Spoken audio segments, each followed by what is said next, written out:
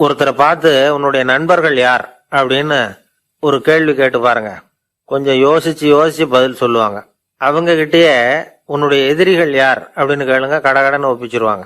நம்ம மனசு இருக்க அது எப்படின்னா, நம்ம நண்பர்களை விட எதிரிகளை அது நல்லா ஞாபகத்தில் வச்சுக்கும். இது ஒரு ஆச்சரியமான உண்மை. உங்களால நண்பர்களை மறந்துட முடியும், ஆனா எதிரிகளை மறந்துட முடியாது. இது ஒரு வேடிக்கையான நிலைமை தான். அழகான தருணங்களை நாம ஏன் மறந்துடுறோம்? இது இயற்கை. ஏன்னா நம்ம மனசு மலர்களை கவனிக்கிறது இல்லை, அதுல இருக்கிற முள்ளை தான் கவனிக்குது. தன்னை காயப்படுத்துகிற எதையும் அது உடனே கண்டுகொள்ளுது. ஒரு தெளிந்த சிந்தனையுடைய மனசு மிக அழகாக உள்ள எல்லாத்தையும் கவனிக்கும். அது நன்றியுடன் உணரக்கூடிய எல்லாத்தையும் பார்த்து குறிச்சிக்கும். இப்படிப்பட்டவங்க வாழ்க்கை இயல்பாகவே நல்லா அமையும். அது ரொம்ப அபூர்வம்.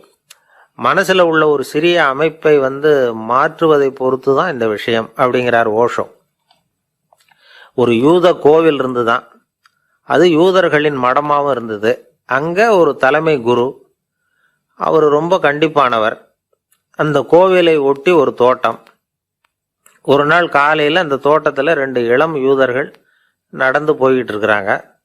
காலையில் 1 மணி நேரம், மாலையில் 1 மணி நேரம் அவங்க அந்த தோட்டத்தில் நடக்கிறதுக்கு அனுமதி உண்டு. மற்ற நேரங்களில் அவங்க மத புத்தகங்களை படிக்கணும், பிற விதிமுறைகளை கடைபிடிக்கணும். அந்த 2 பேருமே தொடர்ந்து புகைப்பிடிக்கிற பழக்கம் உள்ளவங்க.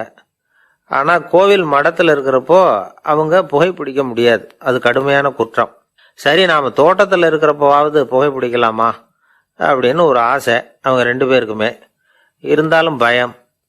இப்படி கேட்டால் மதகுரு என்ன சொல்லுவாரோ அல்லது என்ன செய்வாரோங்கிற பயம். இப்படி கொஞ்ச நாள் ஆச்சு. ஒரு நாள் இந்த 2 பேர்ல ஒருத்தன் ரொம்ப கலங்கி போய் அந்த கோவில்ல இருந்து வெளியில வந்துகிட்டு இருந்தான். வந்தவன் நேரா தோட்டத்து பக்கம் போனான். அங்க இன்னொருத்தன் ஆனந்தமா புகை பிடிச்சிக்கிட்டு இருக்கிறான். அதை பார்த்துதான் இவனுக்கு அதிர்ச்சி.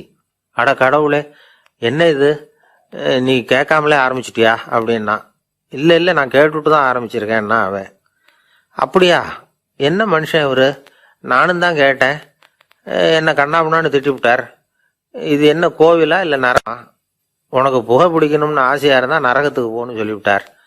அது சரி, உன்னை மட்டும் எப்படி அனுமதிச்சாரு அப்படின்னு கேட்டான் இவன். அவன் சிரிச்சுக்கிட்டே, நீ எப்படி கேட்ட சொல்லு அப்படின்னா.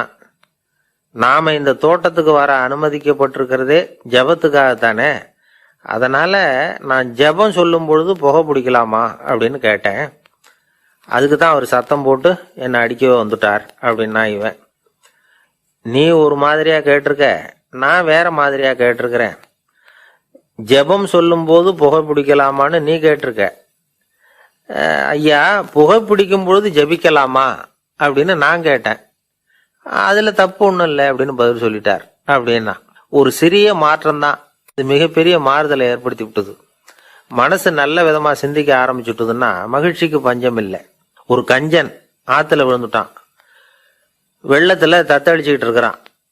கரையில நின்ன ஒருத்தர், உன் கையை கொண்டா இப்படி பிடிச்சி இழுத்து கரையில சேர்த்து விடுறேன்னார்.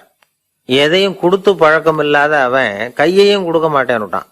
இவர் பார்த்தார், உன் கையை கொடுன்னு சொல்றதுக்கு பதிலா நான் என் கையை கொடுக்கறேன் பிடிச்சிக்கோ அப்படின்னார். அவன் கப்புன்னு பிடிச்சிக்கிட்டான், இழுத்து கரையில போட்டார். மறக்காம சர்ப்ரைஸ் பண்ணுங்க. தேங்க்யூ.